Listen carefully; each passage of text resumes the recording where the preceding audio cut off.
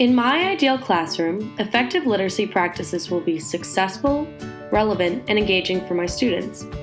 I believe that effective literacy practices should be supported by a focus on classroom environment that is engaging, exciting, and relevant to student learning. I would like for my classroom to be a place where my students are excited to learn to read and where my literacy practices would support students' learning in many different ways. Make the classroom environment a learning laboratory, an active workshop for discovery. William Ayers. I would like for my classroom to be a visually engaging space for students. I want to have that place where students can engage with their reading individually, in small groups, and in a large classroom setting. For the individual space, I would like to have a library that is easily accessible to students and allows a place where they can be fully engaged in their reading and writing separate from their classmates. This would be a space in which students can engage in independent reading and writing comfortably without major distractions. For small group setting, I would like to have small tables or circular carpets where students can have the space to work together on their literacy.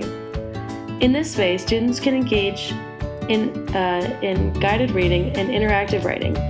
For large group instruction, I would like a space where students can all sit together but have individual spaces to help them be separate and less distracted by their classmates.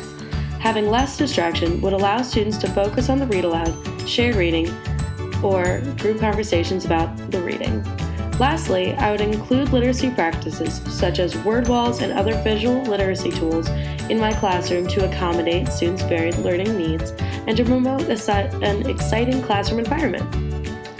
I want it to feel like a space where students can primarily read and write in distraction-free zones. I think that it is important to also value an exciting environment that supports student learning specifically to what they're reading about. An example of this was a classroom we observed at Primary Village North that was learning about jungle environments and their literacy. Their classroom reflected that through the paper vines hanging from the ceiling, the pictures of jungle animals hanging up, and the papier-mâché hut where students could read. I believe a space like this could encourage students to fully immerse themselves in their literacy and get excited about learning in the classroom.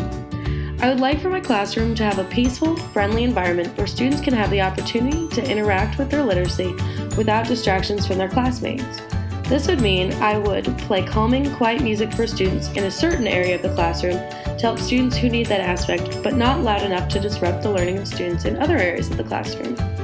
I believe that all of these practices will be effective in creating a classroom environment that is supportive of effective literacy practices, is engaging, and it promotes student learning.